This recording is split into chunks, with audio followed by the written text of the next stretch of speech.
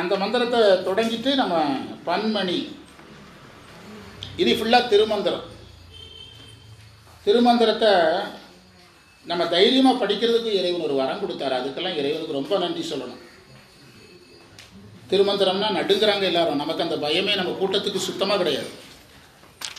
அதுக்கு காரணம் நம்ம இந்த வேலை திருமந்திர ஒர்க்கை தொடங்கி 5 வருஷத்துக்கு மேலே ஆயிடுச்சு.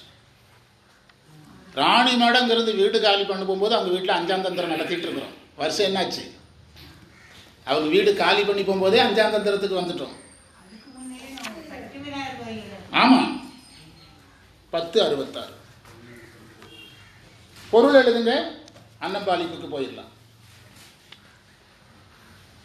இன்னும் அம்மை, இன்னும்லாம் வேண்டாம். அம்மை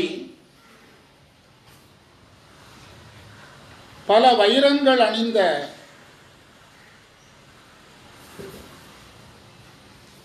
கோடி சந்திரன் போல ஒளி உடைய கிரீடம் அணிந்தவள்.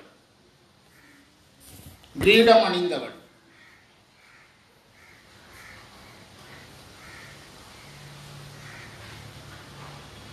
ரத்தின குண்டலம் அணிந்தவள். காதுல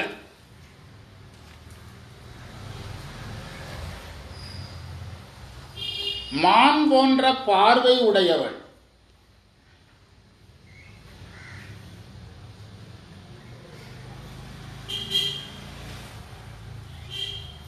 சூரியனையும் சந்திரனையும் கண்களாக கொண்டவள்.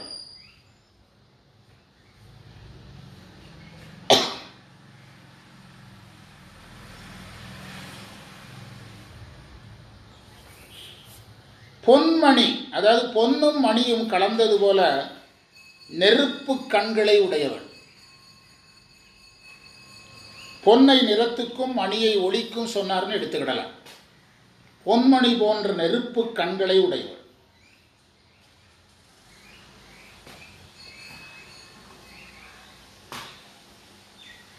முடிவுரை வைரவியை தியானிப்பதற்குரிய மந்திரம். இந்த மந்திரம், இந்த மந்திரத்தை ஒருத்தர் திரும்ப திரும்ப சொல்லிக்கிட்டே இருந்தால் வைரவி தியானமாக மாறிடும். மெய்தான் அரும்பிங்கிறதுக்கு என்ன போட்டிருக்கிறாரு பண்டிதமணி கதிரேசன் செட்டியார்? தியான ஸ்லோகம். தியான ஸ்லோகம்னு போட்டிருக்கிறார். அது மாதிரி இது தியான ஸ்லோகம். படித்து பாருங்க. பன்மணி சந்திர கோடி திருமுடி. அவருடைய மணி மகுடத்தை வர்ணிக்கிறார். பல வைரங்கள் இழைத்த கோடி சந்திரன் மாதிரி இருக்குதுங்கிறார். சொல்மணி குண்டலக்காதி. சொல் அப்படிங்கிறதுக்கு சிறப்பிக்கிற, சிறப்பிக்கப்படும் அர்த்தம். மணி குண்டலக்காதின்னு சொன்னா போதும். சொல்மணின்னா சொற்களால் சிறப்பிக்கப்படும் அர்த்தம். குண்டலக்காது உடைய உலை கண்ணி. உலைக்கண்ணி, உலைனா மான், கண்ணினா மான் போன்ற கண்ணுடையவர். அந்த மங்கையர்க்கரசி வளவர்கோன் பாவை வரிவளை கைமடமானி பங்கைய செல்வி. மங்கையர்க்கரசி வளவர்கோன் பாவை வரிவளை கைமடமானி. அதில் ஒரு இடத்துல அந்த மான் போன்ற மருண்ட பார்வை வர்ற இடம் ஒன்று உண்டு. அது பாண்டிமாதேவிக்கோ மங்கையர்க்கரசியாருக்கோ யாருக்கோ இடத்துல. மானின் நேர்விழி மாதராய் ஞானசம்பந்தர் தேவார். ஆமா, மானின் நேர்விழி மாதராய். அதுலேயும் வரும் மானின் நேர்விழி என்று ஞானசம்பந்தர் பாடுறார். அப்படித்தானே? அதில் மான் போன்ற கண். அது எதற்காகனா, அந்த இடத்துல பெரிய புராணத்துக்கு சொல்லும்போது என்ன சொல்லுவாங்கன்னா, இந்த ஞானசம்பந்தரை அழைச்சிட்டு வந்திருக்கிறாங்க. யாரு? மங்கையர்க்கரசியார். சமணர்களால் ஞானசம்பந்தருக்கு எந்த ஆபத்தும் வரலாம். ஏற்கனவே குலச்சிறையாரும் மங்கையர்க்கரசியாரை என்ன பேசி வச்சுருக்காங்கன்னா, ஞானசம்பந்தருக்கு நம்மால் ஒரு ஆபத்துனா நம்ம 2 பேரும் செத்துறணும்னு சொல்லியிருக்கிறாங்க. அப்போனா எவ்வளவு பெரிய ஆபத்தில் இருந்திருப்பாங்க. நம்மளால் ஞானசம்பந்தருக்கு ஆபத்துனா நம்ம 2 பேரும் செத்துறணும்னு பேசி வச்சுக்கிட்டாங்க அவங்க 2 பேரும். அப்படின்னா யாராவது வருவாங்களா? இப்போ நான் சொல்கிறேன், புரியுதா? இந்த மாதிரி நம்ம சைவத்தில் ஒரு முடிவு எடுக்கும், அது நடக்கலைன்னா நம்மளாம் செத்துடலான்னு சொன்னால் வருவீங்களா? ஆமாம், ஞானசம்பந்தர் அப்படி முடிவெடுக்கிறார். அதுக்கு அந்த அம்மா சம்மதிக்குது. அந்த அம்மாவும் சம்மதிக்குது, அவரும் சம்மதிக்கிறார். அப்போ அந்த இடத்துல ஞானசம்பந்தருக்கு இது நடந்துருமோங்கிற பயத்தில் அவங்க கண்ணில் என்ன பார்வை? மறுச்சி பார்வை. மடத்தூரில் ஐயா இருக்கும்போதே நான் ஒரு தடவை இதுக்கு விளக்கம் சொன்னேன். வேறு மாதிரி புரிகிற மாதிரி சொன்னேன், நம்ம மானு புரிகிற மாதிரி. ஒரு பையன் இருக்கிறான், பையனுக்கு திருமணமே நடக்கலை, உருப்படியான சம்பளத்தில் வேலையும் அமைய மாட்டேங்குது, கல்யாணத்தை பண்ணி வைக்கணும். கல்யாணத்துக்கார சும்மா எல்லாருக்கும் பொண்ணு கொடுப்பானா? நல்ல வேலையை கேட்பான், பெர்மனண்ட் வேலையான்னு கேட்பான், உண்டா இல்லையா? பையனை பற்றி எல்லாம் விசாரிப்பான். அதில் சில விஷயங்களை மறைச்சி தான் கல்யாணத்தை நடத்த முடியும். மறைச்சிங்கிறத விட நமக்கு பெருசாக தெரியுது, அவங்களுக்கு எதாவது தெரியாது, பெருசாக தெரியாது, அதான் மறைச்சி. இப்போ என் பையனுக்கு நான் பொண்ணு பார்க்கும்போது சொந்த வீடு இருக்கா? ஆமாம் இருக்குது. ஊரில் வீடு இருக்காமல் ஊரில் வீடு இருக்குது. இந்த பயல்களுக்கு எவ்வளவு பொருள் பெற்றுங்கிறத நான் அப்போ தான் கண்டுபிடிச்சேன். இந்த பயல் கூட சேர்ந்தா நம்ம நல்லா இருக்க முடியாதுன்னு. ஆமாம், 1000 பொய்யாவது சொல்லணும். ஊரில் நிலம் இருக்கா? ஆமாம் இருக்குது. இருக்கிறது தான் இருக்குன்னு சொன்னேன். வேலை இருக்குதா? வெளிநாட்டில் வேலை இருக்கிறாரு. வேற என்ன இருக்குண்ணா? வேற என்ன வேணும் அப்படின்னு. பிறகு ஏதோ நம்ம நல்ல நேரம் அந்த கல்யாணம் அமைஞ்சுது. ஒரு 1000 ஜாதகமாவது நான் பார்த்துறேன். 1000 ஜாதகம்னா ஜாதகம் பார்க்கல, எல்லாம் அந்த ஆன்லைனில் புக் பண்ணி பணத்தை கட்டி. இந்த பழனி போகிற வழியில் ஒரு மேரேஜ் பீரோ இருந்தது, அங்கே புக் பண்ணி அந்த பையில கல்யாணம் ஆன ஜாதகத்தெல்லாம் நம்மகிட்ட தர்றாங்க. அதை வச்சு தான் அந்த நாய்கள் பிழைக்குது. ஆமாம், எங்கள் ஊரில் போய் ரிஜிஸ்டர் பண்ணி பார்த்தேன். அண்ணாச்சிகள் சங்கம் இருக்குது மதுரையில், அண்ணாச்சிகள் பத்திரிக்கையில் போட்டு பார்த்தேன். அவ்வளவும் ஃப்ராடுத்தனம். கடைசியில் ஏதோ நம்ம நல்ல நேரம் அமைஞ்சுது. புரியுதா? எதுக்கு சொல்கிறேன்னா, அப்படி ஒரு நிலைமை. அம்மா எப்படியோ ஒரு பொண்ணை பிடிச்சி கல்யாணத்துக்கு ரெடி பண்ணிட்டாங்க. அம்மா பையன்கிட்ட சொல்லுது, என்ன கேட்டாலும் எங்கள் அம்மாக்கிட்ட கேட்டுக்கன்னு சொல்லிடு, புரியுதா? எதுவும் உளறிடாத. பெர்மனண்ட் வேலையானா இவனுக்கு பெர்மனண்ட் ஆகலை, ஆனால் என்ன சொல்லியிருக்குது? பெர்மனண்ட் 1000, அதனால பெர்மனண்ட் வேலைன்னு சொல்லியிருக்கு. பெர்மனண்ட் வேலையானா எதுக்கு எடுத்தாலும் தலையாட்டு, புரியுதா? என்ன கேட்டாலும் தலையாட்டு, என்ன கேட்டாலும் பாசிட்டிவாகவே சொல்லு அப்படின்னு ஒரு அம்மா சொல்லி ஒரு கண்டிஷனில் பொண்ணு பார்த்துக்கிட்டு இருந்தா, அம்மா பார்வை யார் மேலே இருக்கும்? அம்மா கண்ணு எப்படி இருக்கும்? இந்த நான் எதையாவது உளறி வச்சிட போகுது, எதையாவது உளறி கல்யாணத்தை கெடுத்துட போகிறான்னு அம்மா பார்வை முழுவதும் எங்கே இருக்கும்? மிரண்டுக்கிட்டே இருக்கும். இவன் பாட்டு நின்றுட்டு இருப்பான். அதே நிலைமை தான் இந்த உயிர்கள் விஷயத்தில் அம்மைக்கு. நம்ம ஒவ்வொருத்தரையும் பார்த்து யார் மிரண்டுட்டு இருக்கிறா? அம்மை நம்மளை பற்றி சாமிகிட்ட பாசிட்டிவாக சொல்லி வச்சுருக்குது. நீங்கள் நினைக்கிற மாதிரிலாம் கிடையாதுங்க. வகுப்புக்கெல்லாம் ஒழுங்காக வந்துடுவான், தேவார வகுப்புக்கெல்லாம் சொன்ன மாதிரி வந்துடுவான், சித்தாந்த வகுப்புக்கு ஒழுங்காக வருவான், வகுப்பெல்லாம் ஒழுங்காக எடுப்பான், ஒழுங்காக கேட்பான்னு பொய் சொல்லி வச்சுருக்குது. இந்த உயிர்களை இறைவன் சந்திக்கும் போது அம்மா கண்ணு எப்படி இருக்கும்? என்னத்தையாவது பெருசுக்கிட்ட உளறி வச்சிட போகுது, பெருசுக்கிட்ட எதையாவது உளறி வச்சு பெருசு சிக்க வச்சிட போகுது. ஆமாம், முருகனுக்கு அதானே நடந்தது. முருகன் என்ன சொல்கிறாரு? விளையாடுவதையெல்லாம் அவருடைய தொண்டரிடத்தில் வைத்துக் கொள்ள வேண்டியதுதானே, என்னிடத்தில் ஏன் காட்டுகிறார்? அப்படி யாரையும் சிக்க வைக்கிறார்? முருகனை சிக்க வைக்கிறார், சுந்தரரை சிக்க வைக்கிறாரு, உண்டா இல்லையா? அதை சிவபெருமான் இந்த விளையாட்டுகளை எல்லாம் பார்க்கும்போது தான் அம்மைக்கு கண் என்ன செய்யுது அப்படின்னு ஒரு விளக்கம் சொன்னேன். ஐயா ரொம்ப சந்தோஷப்பட்டார். அவங்களுக்கு புரியுற மாதிரி சொல்லணும். அம்மையுடைய கண் அந்த மருண்ட பார்வை யாரை கருதி? உயிர்களை கருதி. ஒரு அம்மா மகளுக்கு வளைகாப்பெல்லாம் முடித்து பிரசவம், குழந்தை பிறக்க போகுது. குழந்தை பிறக்க போகுதுன்னா ஆப்ரேஷன் தியேட்டருக்கு அல்லது தியேட்டருக்குள்ளே மகப்பேறு அறைக்கு அழைச்சிட்டு போயிட்டாங்கன்னா அந்த தாயுடைய கண்ணில் என்ன இருக்கும்? எல்லாரும் ஒரு மாதிரி இருப்பாங்க, அந்த பிள்ளையுடைய தாய் மட்டும் ஒரு மாதிரி இருக்கும், உண்டா இல்லையா? அந்த டைமில் அந்த பிள்ளையை அவங்க அம்மாட்ட ஒப்படைச்சிடுறாங்கல்ல நம்முடைய கல்ச்சரில். அதாவது நீங்கள் தான் என் பிள்ளையை காப்பாற்றணும்னு தாலி கட்டி கொடுத்தவன் குழந்தை பிறக்கிற நேரத்தில் எங்கே கூப்பிட்டு போயிடுறான்? அவங்க கூப்பிட்டு போயிடுறாங்கல்ல. அப்போ அந்த பிள்ளைக்கு மகப்பேறு நேரத்தில் யார்கிட்ட ஒரு பதட்டம் இருக்குது? தக்க தசமதி தாயோடு தாங்கூடும் துக்க சாகரம் யாருக்கு மட்டும்தான் புரியுது. அப்போ அந்த தாயினுடைய கண்ணில் ஒரு மிரட்சி இருக்கும், புரியுதா? ஏகப்பட்ட பீஸை போட்டு டாக்டர் போட்டு தீட்டிடுவாங்களோ, அந்த மிரட்சி வேறு. ஆனால் சுகப்பிரசவத்தை ஆப்ரேஷன் சொல்லி 40,000 80,000 கொண்டு விட்டுருவாங்களோ, அந்த பயம் ரெண்டாவது. இது அந்த உயிர் சார்ந்த ஒரு பயம். அதைத்தான் அந்த உழைக்கண்ணி, அதுக்காக இவ்வளோ நேரம் பேசணும். இது ஒரு நாள் பேசலாம், எந்த வார்த்தை மட்டும்? உழைக்கண்ணி மட்டும். நல்மணி சூரிய சோமன் அயனத்தை, அவளுடைய கண்கள் சூரியனும் சந்திரனுமாக இருக்கிறது. பொன்மணி வன்னியும் பூரிக்கின்றாளே, அவளுடைய கண்களில் பொன் நிறம் மணியினுடைய ஒளி தெரியுதுங்கிறார். புரியுதா? அதாவது நீங்கள் சூரிய சந்திரனோடனே பயம் வந்துடக்கூடாது. சந்திரனா கூட பயம் வராது, சூரியனா என்ன செய்யும்? பயம் வரும். சூரியனுடைய வெப்பம், உண்டா இல்லையா? அதனால தான் வள்ளலார் அருட்சுடரேனார். சுடர் சுடும், அருள் சுடர் என்ன செய்யாது? சுடாது, அருள் சுடரேனார். அதைத்தான் இவரும் கவனமாக சொன்னார். சூரியன் சுடும். அப்போ அம்மைக்கு கண்ணு சுடுமான்னு சந்தேகம் வந்துடக்கூடாது. இல்லை பொன்மணி அப்படின்னாரு. என்ன சொன்னார்? பொன்மணி, இது சுடாது அப்படின்னாரு. இதைத்தான் வைரமுத்து சுட்டிருப்பார். பொன்மணி, கண்மணி, கண்ணதாசனை வச்சு சுட்டார்ல இந்த கமலஹாசன் பாட்டில். நன்மணி, பொன்மணி, இன்னும் 2 வார்த்தையை சேர்த்துக்கன்னு சொல்லியிருப்பாரு நினைக்கிறேன். எல்லாம் இங்கிருந்து எடுத்தது தான். உணவு அருந்திட்டு வந்துடலாம். அன்னபாலிப்புக்கு பிறகு வாங்க.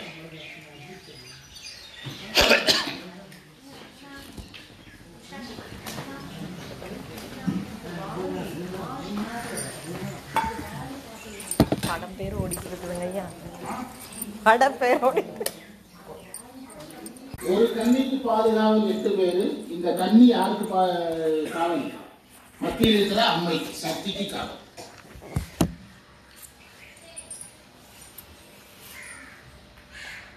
இவ்வாறு சக்தியை தொழுது கொண்டிருக்கிறார்கள். குறிப்புரை: இந்த அம்மை மனோன்மணி எனப்படுகிறாள். மனோன்மணி, அதுல எல்லாமே 2 சுழி தான், 3 சுழி எதுவுமே கிடையாது. மனோன்மணி.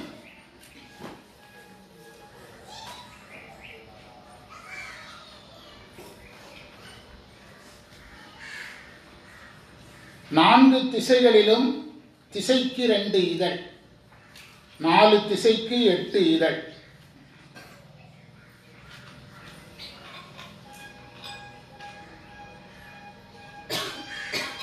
கிழக்கிலிருந்து வலமாக சொல்ல ஆரம்பிக்கணும்.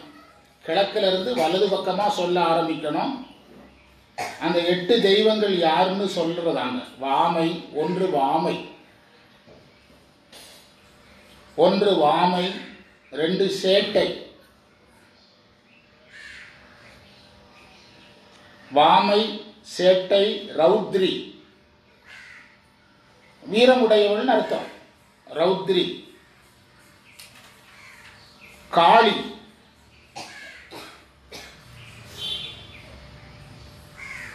அடுத்தது கலவி கரணி. கலவி, கலவி, கரணி. கலவி கரணி, கலவி கரணி. அதற்கடுத்தது பலவி கரணி. பலவி கரணி, பலவி கரணி.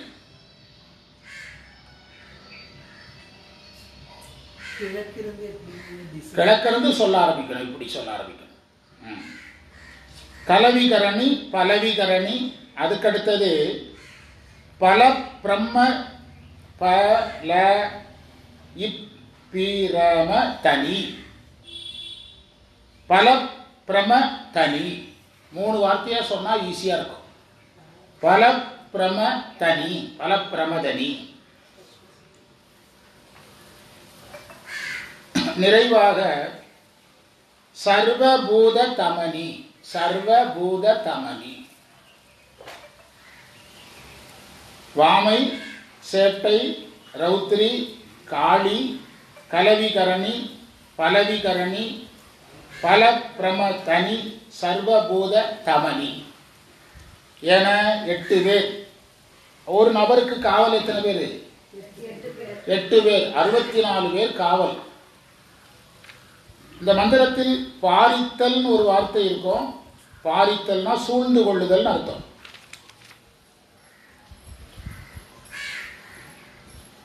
சிவாயன் வாங்க வாங்க.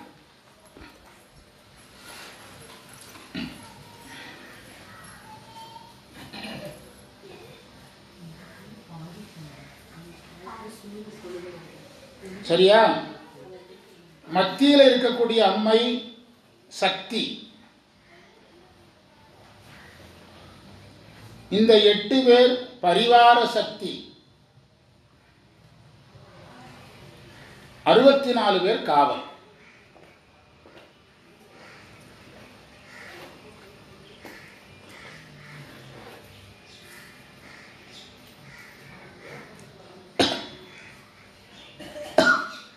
ஆதார தாமரையையும் அதன் இதழ்களையும் ஆகமங்கள் வேறு வேறாக சொல்லுகின்றன.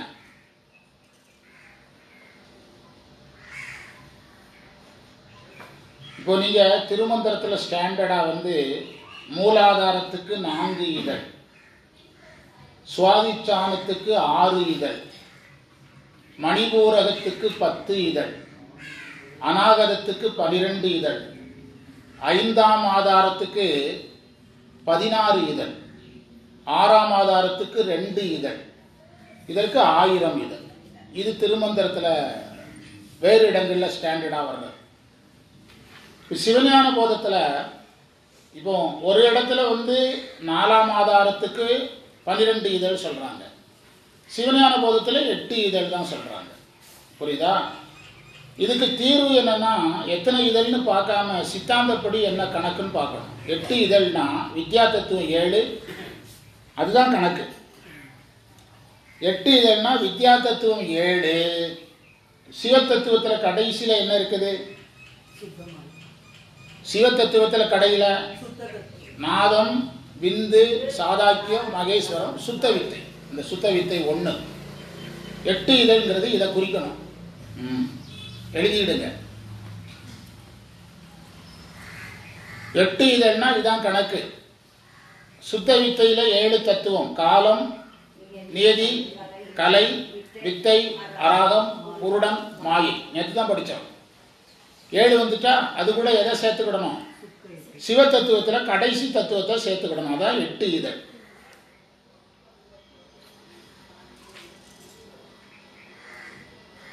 இந்த 8 இதழ்ங்கிறது இடத்தை பொறுத்து பொருள் மாறும். இப்போ இதில் வைரவியை சொல்கிறாங்க. பிறகு குறிப்பில் மனோன்மணின்னு ஒரு வார்த்தை வருதா? மனோன்மணி ஒரு வார்த்தை வருதா? மனோன்மணி இருக்கிறது எந்த ஆதாரத்தில்? 6ஆம் ஆதாரத்தில். மனோன்மணி இருக்கிறது 6ஆம் ஆதாரத்தில்.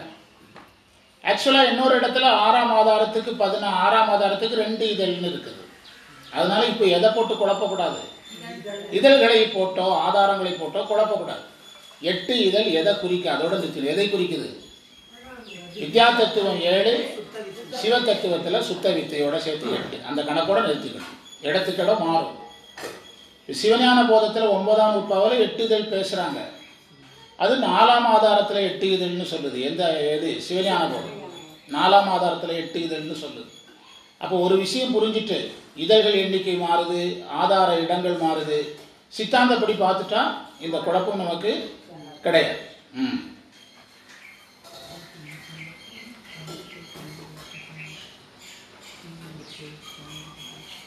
இந்த 8 இதழ் தாமரைக்கு, இந்த 8 இதழ் தாமரையின் நடுப்பகுதி சிவத்தத்துவம். இந்த 8 இதழ் தாமரையினுடைய நடுப்பகுதி சிவத்தத்துவம். மொத்தம் எத்தனை? அதில் 1 எடுத்தாச்சு, மீதி எத்தனை? அந்த 4. நாதம், விந்து, சாதாக்கியம், மகேஸ்வரம்லாம் அந்த சிவத்தத்துவத்தில் மத்தியில் இருக்கும். அந்த தாமரையில் மத்தியில் இருக்குங்கிறார். லட்சுமி சொல்லு. தாமரையில் மத்தியில் இருக்குங்கிறார். தாமரைன்னு சொன்னா அதுக்கு தண்டு இருக்கணும்ல. அந்த தண்டு தான் ஆன்ம தத்துவம் 24. அந்த தண்டு தான் ஆன்ம தத்துவம் 24.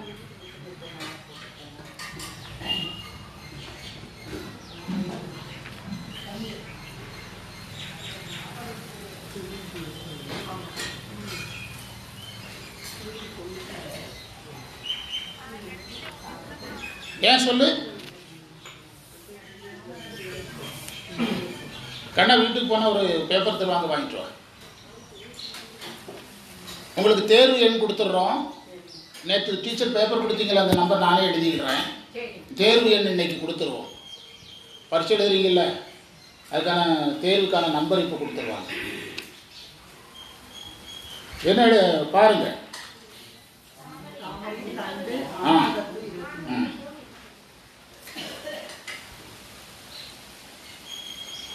இந்த தாமரையை அகத்தே தியானிக்கும் போது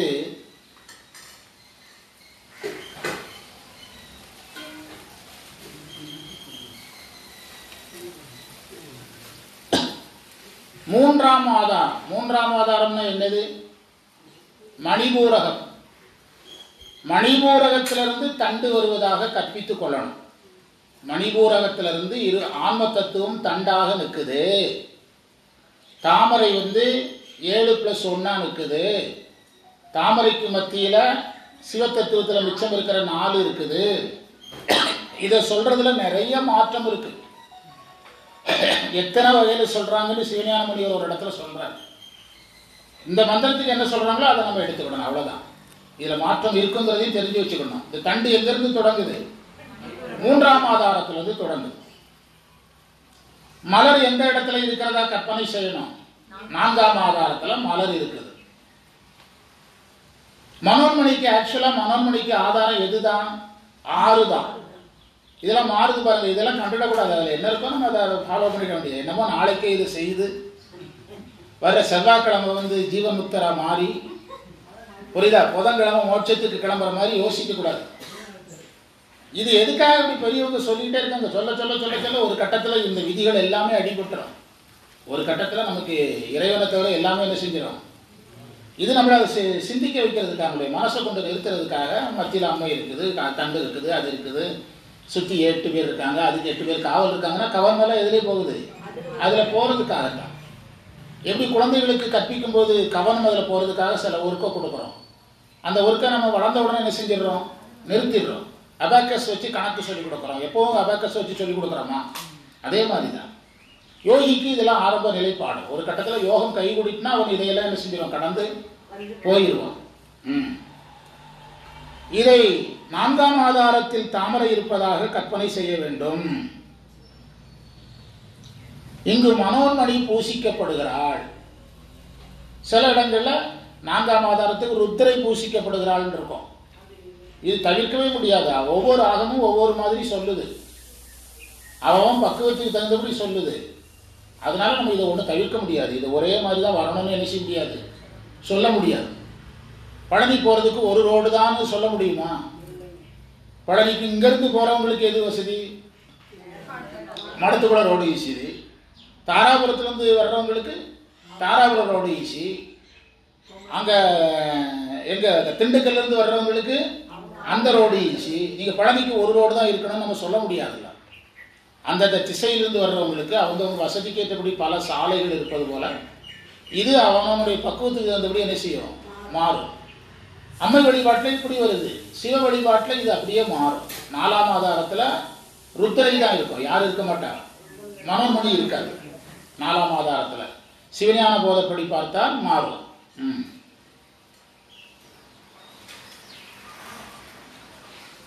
மனோன்மணியை தவிர எல்லோரும் பரிவாரங்கள். பரிவாரம் 8 பேர் பரிவாரம். மற்றவங்க பரிவாரங்களுக்கு பரிவாரம். மற்றவங்க பரிவாரங்களுக்கு பரிவாரம்.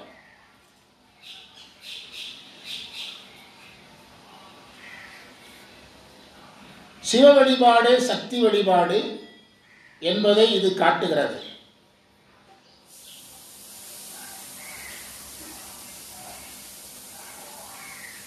இந்த மந்திரத்தினுடைய கருத்து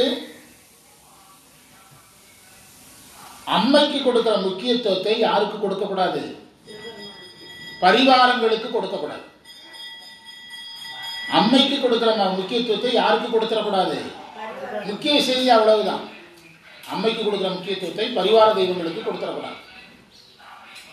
இப்போ நீங்க வேறு வேறு நிறைய புதிய புதிய பெண் தெய்வங்கள் எல்லாம் சொல்றாங்கல்ல, அதெல்லாம் தவறு கிடையாது.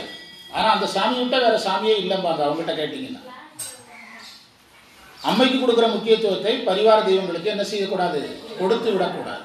கொடுத்து விடக்கூடாது. இப்போ சில கோயிலில் போனால் அந்த 7 கன்னிமார் சந்நிதினு ஒரு சந்நிதி இருக்கும். அது பராசக்திக்கு சமமாக அவங்கள வழிபடக்கூடாது. அவங்கக்கிட்ட உங்களுடைய அருளை எங்களுக்கு கொடுங்க, பராசக்தி அருள்வதற்கு உதவி செய்யுங்கன்னு கேட்கலாமே தவிர உங்களை விட எனக்கு பெரிய தெய்வம் இல்லைன்னு அவங்ககிட்ட என்ன செய்யக்கூடாது? சொல்லக்கூடாது. முடிவுரை. சக்தியை அகத்தும் புறத்தும் வைத்து வழிபடுதல் கூறப்பட்டது. சக்தியை அகத்தும் புறத்தும் வைத்து வழிபடுதல் கூறப்பட்டது. அடுத்த மந்திரம் கண்ட சிலம்புங்கிற மந்திரம். அடுத்த தொடர்ந்த மந்திரம் தான். கண்ட சிலம்புன்னு தொடங்குற மந்திரத்துக்கு பொருள் எழுதுங்க. அம்மை மனோன்மணியாக பூசிக்கப்படும் போது, அம்மை மனோன்மணியாக பூசிக்கப்படும் போது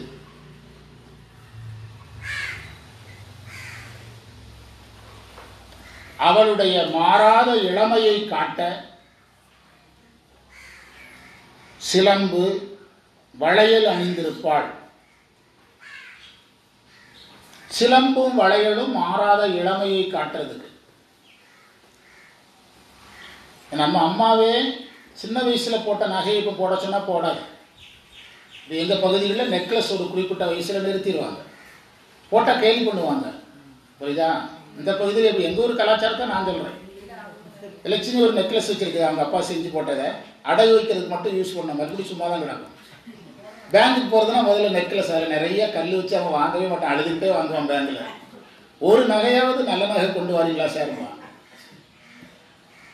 அப்போ அந்த மாறாத இளமைக்கு அடையாளம் என்னது? வளையலும் சிலம்பும். உலகத்தை காப்பதை குறிக்க சங்கு சக்கரம். உலகத்தை காப்பதை குறிக்க சங்கு சக்கரம். 74 பேரோட பதிவு இருக்கு. 74 பேரோட பதிவு.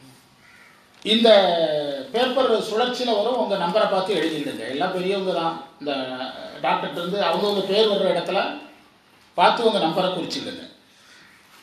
எல்லாரும் பார்க்குறாங்களான்னு பார்த்துக்க தம்பி. அவங்க பார்த்துட்டாங்கன்னா அவங்களே டிக் அடிக்க சொல்லிடு. என்ன எழுதுனீங்க?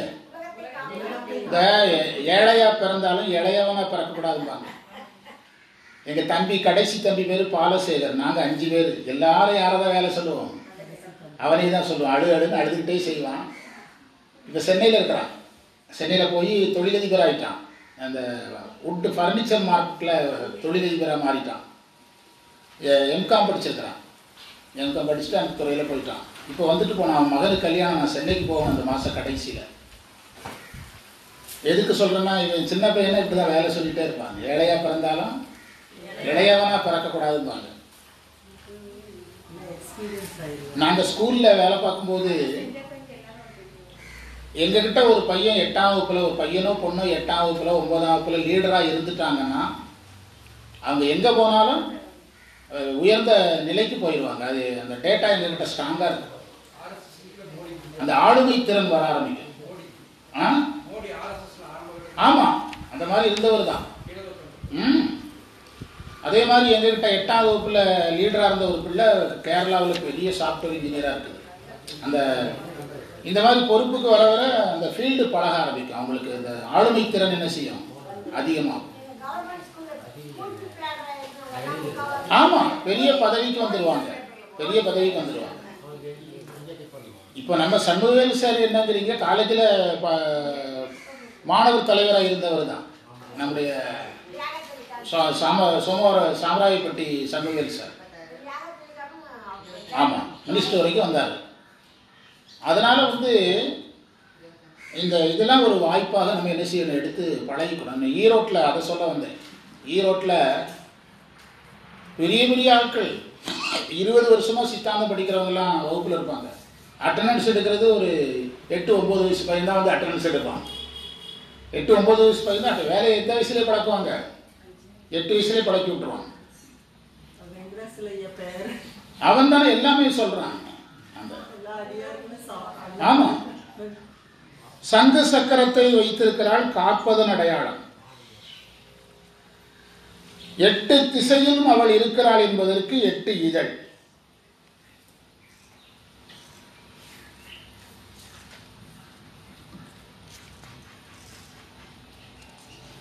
யோகி என்று ஒரு வார்த்தை இருக்கும். அதற்கு இருப்பவள் அர்த்தம், பொருந்தியவள். முடிவுரை. இந்த மந்திரம் மனோன்மணியை தியானிக்கும் முறையை கூறுகிறது. அந்த வேலுமணி அம்மாவுக்கு யாராவது நம்பர் சொல்ல முடியுமா? சொல்ல முடியும்னா எழுதிட்டு போயிருங்க. யாராவது வேண்டியவங்க இருந்தாங்கன்னா நம்பர் எழுதிட்டு போங்க. யோகி, இருப்பவள், பொருந்தி இருப்பவள். முடிவுரை. மனோன்மணியை தியானிக்கும் முறையை இந்த மந்திரம் சொல்லுகிறது. மந்திரத்தை சொல்லி பாருங்க. கண்ட சிலம்பு வளை சங்கு. மாறாத இளமையை குறிப்பதற்கு. பொதுவாக போன வகுப்புல நான் சொன்னது உங்களுக்கு ஞாபகம் இருக்குன்னு நினைக்கிறேன். அம்மையை கன்னியா காட்டுறார் பார்த்தீங்களா? அம்மையை கன்னியா தியானிக்கிறது எல்லாராலும் முடியாதுன்னு சொன்ன தெரியுமா? அதாவது யோகம் நன்றாக கைகூடியவர்கள், மந்திர பலம், யோக பலம், ஞான பலம் இருக்கிறவங்க தான் யாரை கன்னியா தியானிக்கணும்? அம்மையை கன்னியாக தியானிக்கணும். அம்மையப்பரா தியானிச்சுட்டா பிரச்சனை கிடையாது. கன்னியா தியானிச்சு அவள் காட்சி கொடுத்துட்டான்னா அந்த காட்சியை தாங்குற சக்தி ரொம்ப வேணுங்கிறாங்க. போன வகுப்புல சொன்ன ஞாபகம் இருக்குதா? போன வகுப்புல நம்ம பேசலாம். இது அது அப்படியே வருது பாருங்க. அந்த அம்மையை கன்னியா தியானிக்கிறது ரொம்ப கவனமா அம்மையப்பரா தியானிக்கிறதுக்கு கவனம் தேவையில்லை. அம்மையை கன்னியாய் தியானிக்கிறதா இருந்தா ரொம்ப யோக பலம், ஞான பலம், மனோபலம் எல்லாம் வேணும். திடீர்னு அவருடைய யோகம் கைகூடி அம்மை காட்சி கொடுத்ததுன்னா அதை தாங்கிறது கஷ்டம். அம்மையப்பரா வந்தா தாங்கிறது ஈஸி, யாரா வந்தா கஷ்டம். கன்னியாக வந்தா ரொம்ப வேகமா இருக்கும் அம்மை. அதெல்லாம் அதனாலதான் இதுல அந்த மாறாத இளமையை காட்டுறாங்க. சிலம்பு வளையல் அணிந்திருக்கிற மாதிரி அதை ஸ்பெஷலா சொன்னது அதனாலதான். நீங்க மிகப்பெரிய யோகிகள் எல்லாம் அம்மை வழிபாட்டுக்காரர்களாக இருந்தார்கள். ராமகிருஷ்ண பரமஹம்சர் காளியை கும்பிட்டார். கன்னின்னு நம்ம அதை தனியா சொல்றது இல்லை. ஆனா சில யோகிகள் வாழை குமரி என்று கன்னியா கும்பிடுவாங்க. வாழை குமரி என்று அது ரொம்ப கவனமா இருக்கணும். நல்லது, வேகமா யோகம் கைகூடும், சித்தர்கள் ஆகிடலாம். ஆனா அதுல ரொம்ப ரொம்ப கவனமா இருக்கணும். இப்போ நம்ம செல்போன் சார்ஜ் வயர்ல கரண்ட் இருக்கு. ஆனா அது கரண்ட் ஒன்றும் பண்றது இல்லை. அதை வாயில வச்சே ஒரு அம்மா செத்து போயிருக்குது. கரண்ட் சார்ஜ் வயர்ல இருந்து கரண்ட் ஒரு அம்மா இறந்து போச்சுங்க. எப்படியோ திடீர்னு ஓவர் கரண்ட் அது வழியா வந்துட்டு. அந்த செல்போன் சார்ஜ் வயர் மாதிரி கரண்ட் ஆபத்து கிடையாது, அதுக்கு அடுத்து கிடையாது. ஆனா கரண்ட்ல ஆபத்துரிய ஸ்டேஜ்னு என்னொன்று இருக்குது இல்லை. இப்போ உயர் மின்னழுத்த கம்பியில வர்ற மின்சாரம் எதில் வர்றதில்லை, இந்த கம்பியில வர்றதில்லை. அந்த மின்சார அளவு மாறுற மாதிரி இந்த அருளாற்றல் என்ன செய்யும்? யாருக்கு அதிகம்? அம்மை கன்னியா அதிகம். அதுக்கு தான் இதுல திருமலர் அழுத்தி சொல்றார். அவள் சங்கு சக்கரம் வச்சிருக்கிறது நம்மளை காப்பாத்துறதுக்காக. 8 இதழ் 8 திசையை கண்ட சிலம்பு வளைச்சங்கு சக்கரம். யோகி, யோகினா நம்ம உடனே நமக்கு தெரிஞ்ச பொருள் எடுத்துடக்கூடாது. பொருந்தி இருப்பவள். நம்ம வேற பொருள் நமக்கு தெரிஞ்ச பொருள் எடுப்போம். யோகி, யோகம் செய்கிறவர் அப்படின்னு. இறைவி பராசக்தி, அண்டமோடு எண்டு செய் தாங்கும் அருட்செல்வி, புண்டரிகத்தினுள் பூசனை ஆளை, தாமரையில் வைத்து பூசைக்கப்படுகிற ஆள். அதான் பொருள். அடுத்த மந்திரம் தொடக்கம் சொல்லுங்க. அடுத்த மந்திரம் தான், அப்படியே எழுதுங்க. எங்கும் நிறைந்த அம்மைக்கு, எங்கும் நிறைந்த அம்மையை பூஜனை செய்வதற்குரிய பொருள். உங்களுக்கு வேண்டியவங்களுக்கெல்லாம் நம்பர் எழுதிட்டு போயிருங்க. தெரிஞ்சவங்க யார் இருந்தாலும் நம்பர் எழுதிட்டு போயிருங்க. பூஜனைக்குரிய பொருட்கள், எங்கும் நிறைந்த அம்மைக்குரிய பூஜை பொருள். 1 சந்தனம், 2 குங்குமம், 3 பனி நீர். பனி நீர், பனி நீர் அப்படின்னா பனி சீசன்ல இலைகள் எல்லாம் பனி தேங்கி கிடக்கும், அதை எடுத்துக்கிறது. அதான் பனி நீர். நீங்க நல்ல வாழை பூக்கிற சீசன் இருக்கு பாருங்க. வாழை மரத்துக்கு ஒரு சிறப்பு, யாருமே அதை பேச மாட்டேங்கிறாங்க. என்ன சிறப்பு? நிறைய சிறப்புல ஒரு சிறப்பு, இந்த வாழைத்தாறு இருக்குது இல்லை, இதை வெட்டி வச்சிருக்காங்க. இதை பழுக்க வச்சா பழுத்துரும். பழுக்கிற பக்குவத்தில் தான் விளைஞ்சிருக்குது. ஆனால் அதில் பூ இருக்கு பாருங்க, எவ்வளோ பெரிய ஆச்சரியம். யாராவது யோசிக்கிறீங்களா? இப்போ அந்த வாழைத்தாறு பழுக்கிற பக்குவத்துக்கு வந்துட்டு, ஒரே தாரில் மேலே பழுக்கிற பக்குவத்தில் காயும் இருக்கு, அதே தாரில் கீழே என்ன இருக்குது? பூவும் இருக்கு. புரியுதா? இதில் சிலருக்கு அந்த காய் வர்ற அந்த கட்டம் முடிந்த பிறகு வெறுமனே உதறதான் செய்யும். இப்போ நான் எங்கள் வீட்டு பக்கத்தில் ஒரு வாழைத்தார் பக்கத்து வீட்டில் வாழைத்தார் போட்டு எங்கள் வீட்டுக்குள்ளே தான் தார் தொங்கிட்டு இருக்குது. அவன் வீட்டுக்காரன் விவசாயி கிடையாது, அவனுக்கு தெரியாது. அவன் என்ன நினைச்சிட்டு இருக்கான்னா இன்னும் காய் வரும்னு பூவை உடைக்க மாட்டேங்கிறான். டே பூவை உடைச்சி சமைச்சு சாப்பிட்றான்னா காய் வருங்கிறான். அவனுக்கு எதை பற்றி தெரியல. அது காய் வர்றது முடிந்த பிறகு எது மட்டும்தான் வரும்? பூ மட்டும் வந்து உதிர்ந்துடும். காயும் நல்லா வரும். அவன் என்ன சொல்றான்னா காய் வரும் சார்ங்கிறான். இப்போ இவனை மாதிரி காக்கா முட்டையை வச்சு என்ன பண்றது? இப்போ நான் சொன்னதை கொஞ்சம் ஆச்சரியமா பாருங்க. எனக்கு ரொம்ப ஆச்சரியமா இருக்கு. உங்களுக்கு எப்படி இருக்குன்னு தெரியல. படுக்கிற பக்குவத்தில் மேலே காய் இருக்கு. இந்த வாழைத்தாரில் நேற்று நான் கவனிச்சேன், கீழே பூ இருந்துச்சு. கீழே என்ன இருக்கு?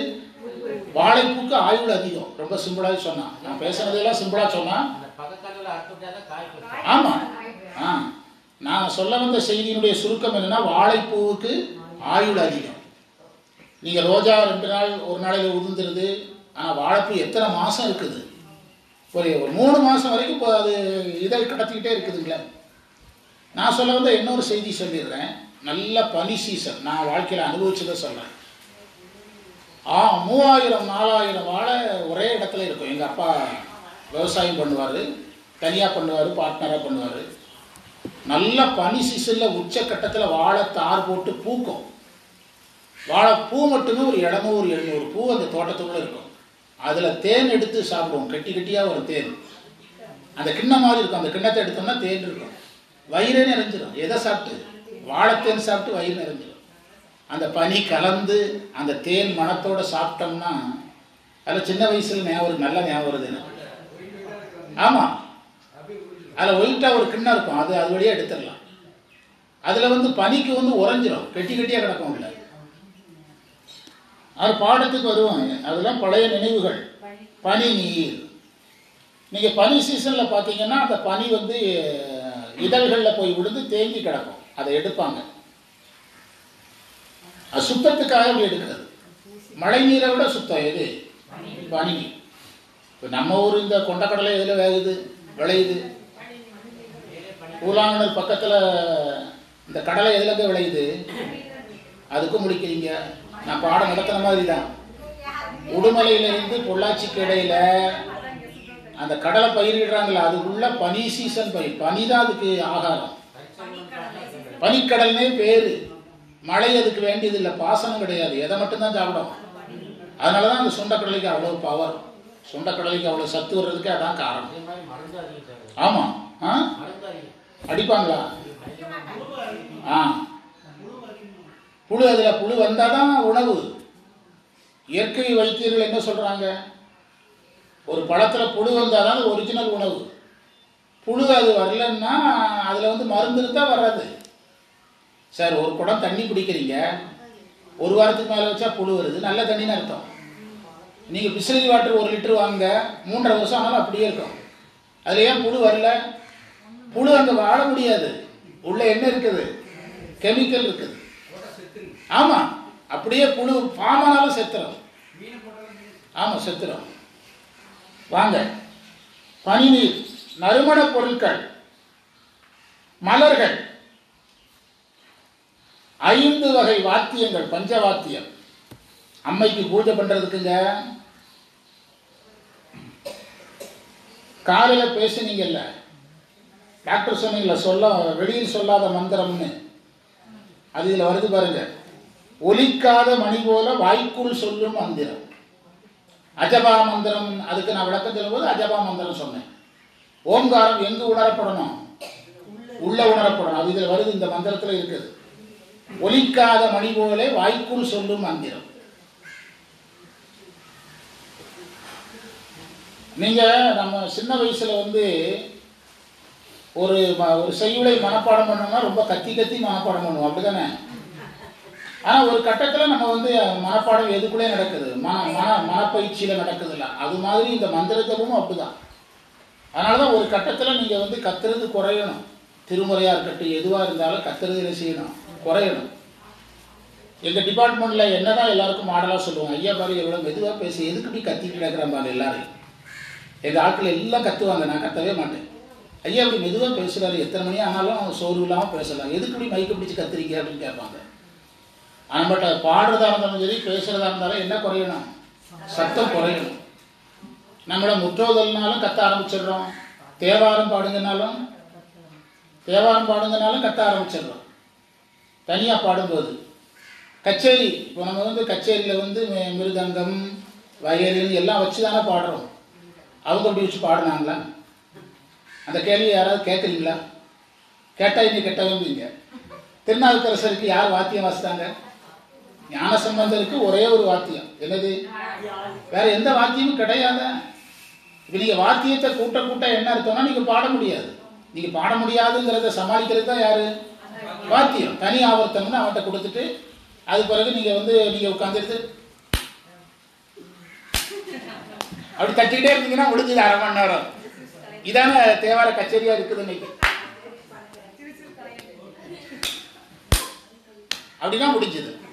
புரியுதா? எல்லா ஓதுவார்களும் இதைத்தான் தமிழ்நாடு முழுதும் செய்ய முடியுது. யார் வந்தா?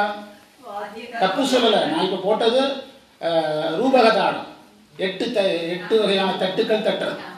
ஆதி தாளத்துக்கு 3 தட்டு, ரூபக தாளத்துக்கு 2 தட்டு. ஆதி தாளத்துக்கு ஆமா சரி, ஆதி தாளம் ரூபக தாளம் தட்டெல்லாம் கரெக்டாக சொல்கிறேன்னு உங்களுக்கு மாற்றிச்சுன்னா ஒன்று தப்பு கூட. என்னமோ நீங்க எல்லாம் பெரிய கச்சேரி வித்துவான் மாதிரியும் ஆனா அவனை தெரியாம உட்காந்துக்கிட்டு. புரியுதா? ஆமா, இதெல்லாம் நாங்கள் தட்டி படிச்சவங்க தாங்க. இதெல்லாம் முதல்ல படித்தோம். அதை தான் கரெக்டாக போடுறேன். நான் யாரையும் பார்த்து போடலை. நான் எனக்கு சொல்லி தந்ததை நான் சொல்கிறேன். நான் முதல்ல தேவார பாட சொல்ல நான் ஸ்டூடெண்ட். காலையில் பாடம் நடத்துவேன். ஓதுவார் வந்தோடனே மாணவராக உட்காந்துருவேன். முதல் செட்டில் 2011 அப்படி பாடி டெஸ்ட் எழுதி பட்டம் வாங்கிட்டு தான் நான் வந்து பேராசிரியராக இருக்கிறேன். யாருக்கு தெரியாது இந்த ரகசியம் இல்லை. கண்ணப்பன் ஓதுவார்கிட்ட, கண்ணப்பன் ஓதுவாருடைய அக்கா, தங்கச்சி, அப்பா, பெரியம்மா, அப்பம்மா, அம்மம்மா எல்லாருக்கும் படித்தேன். இப்போ நமக்கு இருக்கிற ஓதுவார் 10வது ஓதுவார் நினைக்கிறேன். முதல் ஓதுவார் வேற. அவர் ஒரு நாள் தான் வந்தார். முதல் ஓதுவார் ஒரு நாள் தான் வந்தார். கண்ணப்பனுக்கு முந்தி அசோக்கெல்லாம் எப்போ வந்தார். அசோக்கு முந்தி 3 பேர். யாரு? எல்லா சொருமையும் இருக்கட்டும். ஆனா முதல்ல வந்தவர் பேர் நீங்க யாரும் இன்னும் சொல்லல. ஒரே நாள் தான் வந்தார். ஒரு நாள் வந்துட்டு போயிட்டார் 2011. எதுக்கு சொன்னேன்னா, இதுல கவனம் போய் இதுல வாத்தியம் தாளம் இதுல கவனம் போய் எதுல கவனம் போச்சு? பாட்டில் கவனம் போச்சு. அங்க அங்க நம்முடைய பழைய வரலாறு எடுங்க. அப்பருக்கு யாரும் வாத்தியம் வாசிக்கல. அடுத்து சுந்தரருக்கு யாரும் வாசிக்கல. ஞானசம்பந்தருக்கு யார் மட்டும் வாசிச்சா? அவர் ஒருத்தர் தான் வாசிச்சார். வேற யாரும் வாசிக்கல. அப்படின்னா எதுல மட்டுமே தான் கச்சேரி நடந்திருக்குது? பாட்டில் தான் நடந்திருக்குது. யாருடைய உழைப்பு மட்டும்தான் இருந்திருக்குது. இன்னைக்கு அந்த உழைப்பு 4-5 பிரிஞ்சு போயிடுச்சு. புரியுதா? ஆமா, ஏழ்முறை பாடல் அதுல வருது. 4-5 பிரிஞ்சு போயிடுச்சு. அப்போ உழைப்பு அவங்களோட நமக்கு குறைவுன்னு சொல்றேன். இன்னைக்கு நான் தேவாரி கச்சேரி பண்ணாலும் என்னுடைய உழைப்பு குறைஞ்சிச்சு. இப்ப நம்ம உழைப்பு குறைஞ்சிட்டு எதுல? தேவாரத்துல கச்சேரியில நம்முடைய உழைப்பு குறைஞ்சு போயிடுச்சு.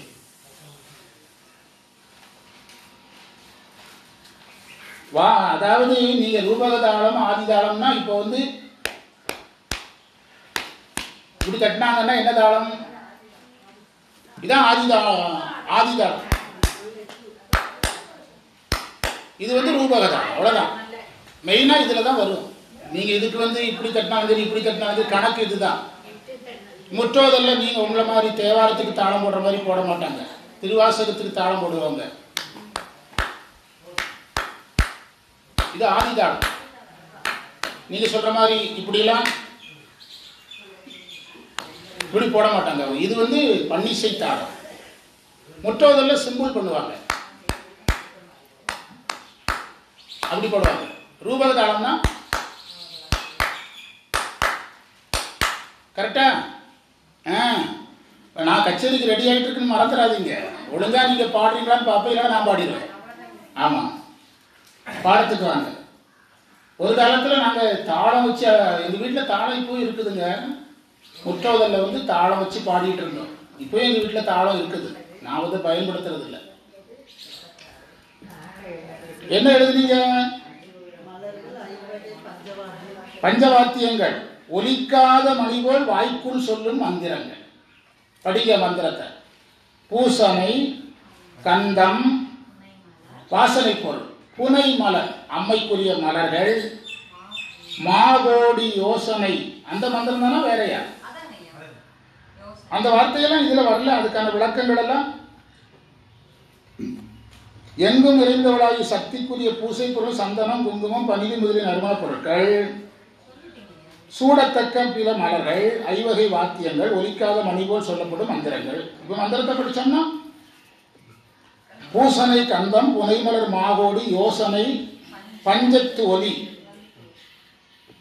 வந்து உரை செய்யும் வாசமில்லாத மணிமந்திர யோகம்.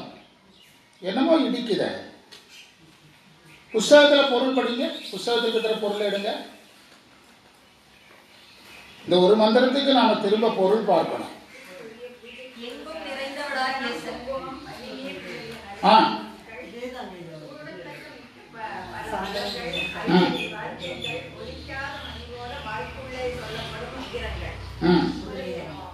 அப்பதான் கருத்து பொருள், அதாவது பொருள் மந்திரத்தினுடைய பொருளை நேரடியாக எடுக்க முடியல அப்படின்னா அதுக்கு என்ன பொருள் பேரு? கருத்தை மட்டும் பொருளா எடுக்கிற வேண்டியதான். ஆனா மந்திர பொருள் நேரடியா வந்த மாதிரி தெரியல. சக்திக்குரிய பூசணை பொருட்கள் சந்தனம், குங்குமம், பன்னீர் முதலிய நறுமணப் பொருட்கள், சூடத்தக்க மலர்கள், ஐவகை வாத்தியங்கள், ஒலிக்காத நீர், வாய்க்குள்ளே சொல்லப்படும் மந்திரங்கள்.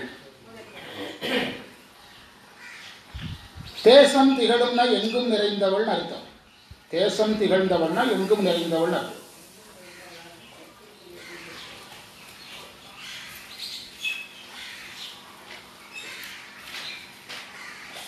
வாசமில்லாத மணிமந்திர யோகம்ங்கிறத நம்ம இப்படி எடுத்துக்கணும், ஒலிக்காத மணி போலன்னு எடுத்துக்கணும். அப்படித்தானே?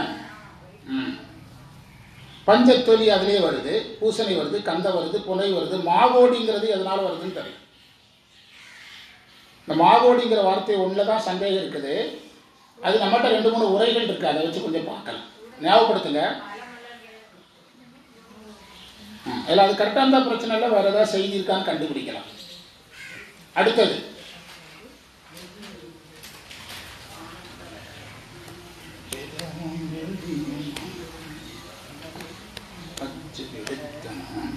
அடுத்த மந்திரம், மந்திர தொடக்கம். அடுத்த மந்திரம் தான் இந்த நூல்ல எழுதுங்க. உலகில் காணப்படுகின்ற பல பல தெய்வங்களும்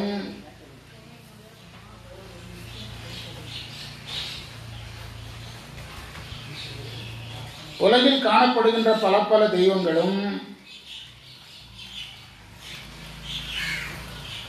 வேறு வேறு வகையாய் அணியப்படுகின்ற அணிகலன்களும்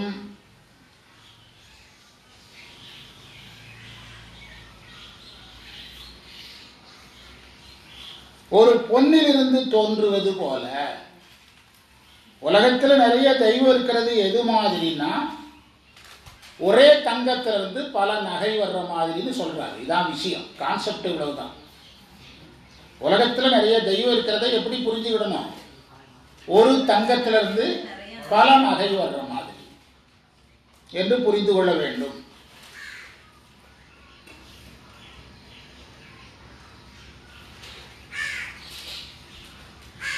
மும்மூர்த்திகளின் தேவிகளாக வருபவர்கள் ஆதிசக்தி, சரஸ்வதி, லட்சுமி, பார்வதி, இப்படி சொல்றவங்க எல்லாம் ஆதிசக்தின்னு சொல்றார்.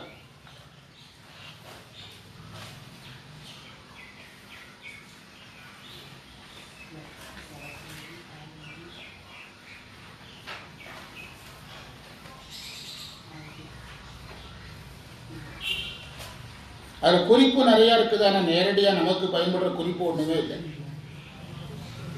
முடிவுரை இதுவும் வழிபாட்டு முறையையே சொல்லுகிறது.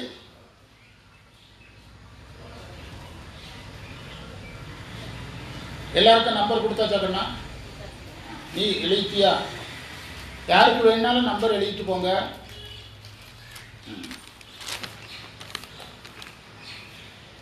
இந்த நம்பர் போட்டு மடத்துல இருந்து வரல. 80 36 24 51 முதல் 80 36 25 24 வரை அப்படின்னு ஒரு மெசேஜ் வந்திருக்கு. அவ்வளோதான். அதைத்தான் இப்போ நம்ம உட்காந்து யார் நம்பர் யாருக்கு மேட்ச் ஆகுதுன்னு கண்டு, இல்லைன்னா நம்ம எப்போவே கொடுத்துருப்போம். போன வகுப்புல என்ன செஞ்சிருக்கலாம், கொடுத்துருக்க. லேட் ஆனதுக்கு அதான் காரணம்.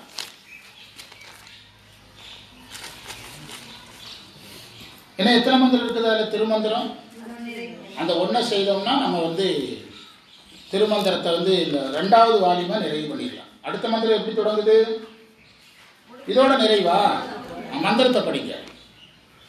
காணும் பல பல தெய்வங்கள் வெவ்வேறு, பூணும் பல பல பொன் போல தோன்றிடும். ஒரே நகை, ஒரே தங்கத்திலிருந்து பல நகை வர்ற மாதிரி. ஒரு அம்மையிலிருந்து தான் பல அம்மை வரும். ஒரு தங்கத்திலிருந்து பல நகை வரலாம், ஒரு அம்மையிலிருந்து பல அம்மை வரலாம். ஆனால் இதே உதாரணத்தை சங்கரர் பயன்படுத்துவார். அவர் வந்து ஒரே தங்கத்திலிருந்து எனக்கு பல நகை வர்ற மாதிரி தான் பிரம்மத்திலிருந்து இறைவன் வர்றாரு, பிரம்மத்திலிருந்து உயிர் வருது, பிரம்மத்திலிருந்து உலகம் வருதும்பார். அந்த கான்செப்டுக்கு எதை யூஸ் பண்ணக்கூடாது? இந்த பொன்மணிங்கிற உதாரணத்தை யூஸ் பண்ணக்கூடாது. எந்த கான்செப்டுக்கு? ஆமா, அதற்கு பயன்படுத்தக்கூடாது. சிவபிரகாசத்தில் 7வது மந்திரத்தில் இருக்கு. 7வது மந்திரம் தான் சிவபிரகாச ரகசியத்தை எல்லாம் வச்சிருக்கிற மந்திரம்.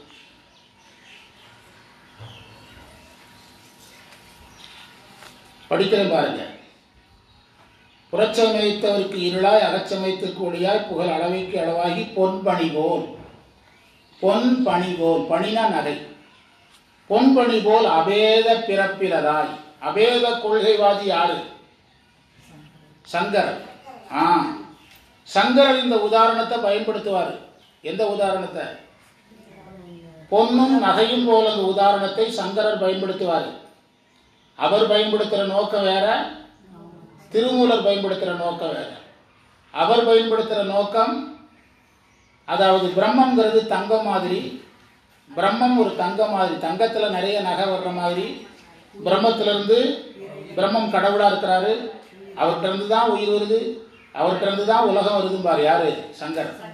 ஆனால் திருமூலர் ரொம்ப கவனமாக அம்மையிலிருந்து அம்மை வர்றது தான் சொன்னார் தவிர அம்மையிலிருந்து வேற எதுவும் வர்றது என்ன செய்யலை, சொல்லலை. அந்த ரூபம் உங்களுக்கு தெரியுதான்னு பார்த்துக்கிடுங்க. சிவபிரகாசத்தில் எங்கே இருக்கு? 7வது மந்திரத்தில் இருக்கு. அந்த பொன்பணி போல் தோன்றிடும், தோற்றிடும், பேணும் சிவனும் பிரம்மனும் ஆயினும் காணும் தலைவினர் காரணி காணி. அவங்க எல்லாருக்கும் பிரம்மனுக்கு சரஸ்வதியாகவும், மாலுக்கு மகாலட்சியாகவும், சிவனுக்கு பராசக்தியாகவும் அம்மை இருக்கிறாள்னு போன்று எடுத்துக்கிறோம். இந்த நூலில் இருக்கக்கூடிய திருமந்திர பகுதி நிறைவு. நாம் அடுத்த தொகுதிக்கு போகணும். ஏன்னா மீதி இருக்கிற நேரத்தை இந்த தொகுதியில் பயன்படுத்தலாம். சரியா? நிழல் உட்காந்துருக்க வெயில், நானே உட்கார முடியல. என்ன வெயில் இப்படி இருக்குது இன்னைக்கு? நம்ம